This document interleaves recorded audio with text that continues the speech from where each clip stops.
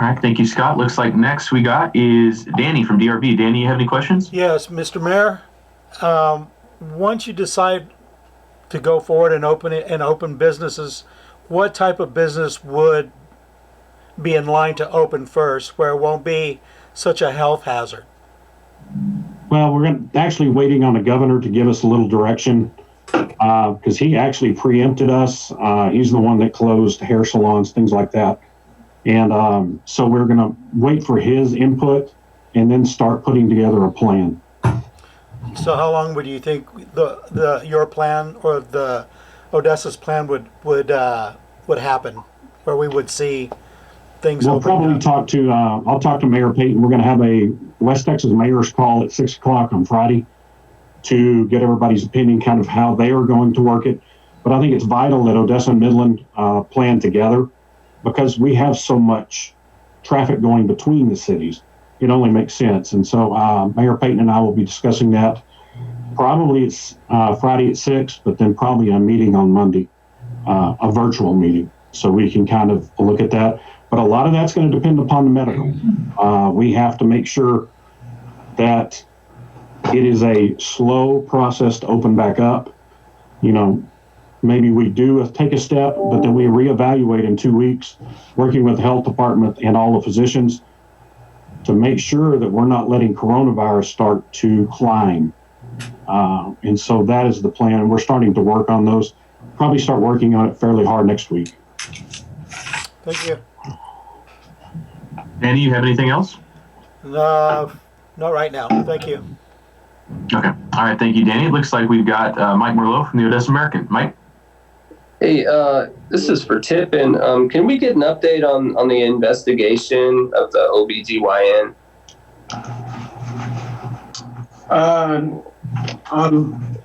When you say like on his result, or how's he doing? Yeah, well, how he's doing. Is he working again? As well as you said that MCH had conducted a investigation into all that. So. Yeah, sure. Kristin, you want to talk up that? So as far as the patients that individual did see, we did reach out and we looked through all of those things, and that provider had on appropriate PPE in all contacts with those patients. So our investigation did not prove that we needed to do any internal testing, just simply because he was in PPE and the procedures that he had were very low risk in our review. Dr. Davenport, do you want to speak a little bit more on any interactions you've had with the individual provider? I had an opportunity to speak with him. He's doing fine with regards to his medical issues. I'm not going to comment on any of those at this point in time. Is he back to work? Is he opening up shop? That I do not know.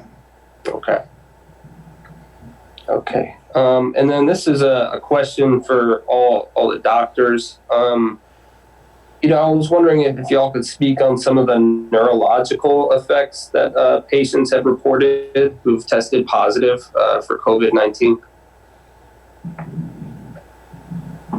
It's not, generally, COVID itself is not a neurological issue. A lot of times what happens as they develop more of the respiratory issues, end up on a ventilator, they develop metabolic issues and or respiratory issues that affect their neurologic status.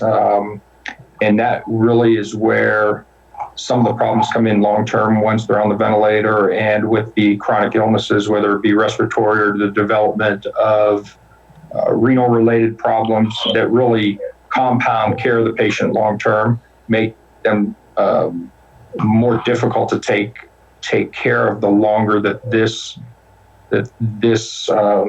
illness goes on for them. And so that's where a lot of those neurologic issues come into play. Yeah, I think I can add a little bit to that for you, Michael. There was a study published in JAMA, which is one of the very well-known journals, on April 10th. And it was a study that put together about 214 patients and was looking at different symptoms and different manifestations of COVID. Neurological manifestations are a very small percent of the overall manifestations. Obviously, the respiratory and the systemic manifestations are more, but usually the impairment in consciousness, which means being a little more drowsy than usual. That was one of them. Weakness in muscles was another one. That's mostly systemic weakness, not localized, not one part of the body. And the third manifestation was strokes. And that was in very, very small percent of COVID-related cases, 5% or less to be exact. And so that's neurological, like Dr. Davenport said, is not the biggest COVID manifestation. Okay. And then the Wall Street Journal reported that some critical care neurologists say that symptoms like confusion and trouble speaking or numbness on one side of the body are red flags. Are we flagging those symptoms as emergencies? Yeah, and that's exactly what I covered right now is those things that you mentioned. Those would be signs of stroke, or those would be signs of changes in level of consciousness. So those are monitored for all the patients with COVID, and we're monitoring in the hospital, and when we send people home to say monitor for symptoms at home, level of consciousness change is one of the major symptoms that we ask them to monitor. Okay. And then Dr. Sarah Bandon, for the patient who left ORMC yesterday and other patients who leave the hospital, are they still, I guess, able to expose other people, or, would that patient still have been able to infect other people? Good question, Michael. You remember we talked about the test-based and non-test-based strategy for releasing patients. So we are following the test-based strategy for now, which is basically 2 negative tests more than 24 hours apart. And so that patient specifically had 2 negative tests more than 24 hours apart. So the best guess that we have is that person is not infective to the community. And if 2 tests is not enough reassurance, I'm not sure how much more we'll get on that. So that's kind of where we're hanging our hat. Okay. And then as far as any of the positives that we have right now, are any of those MCH, ORMC employees or other first responders, I know, or members in the EOC? As medical center, we have no positive employees that have been admitted. In regards to that, I think the health department would probably know more of those that are actually staying home. But no, we do not have any of our own employees that are currently in-house positive. ORMC does not have any positive COVID in our employees this far, and we want to keep it that way. Anything else, Mike? That we know of, none of the positive are employees of ORMC or medical center at this time. Okay, and do you have information on first responders, sheriff's department, OPD or OFR?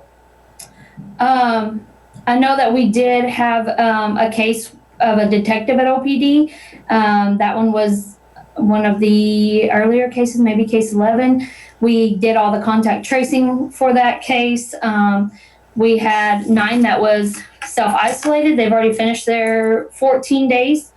That went along with that tracing. And I believe,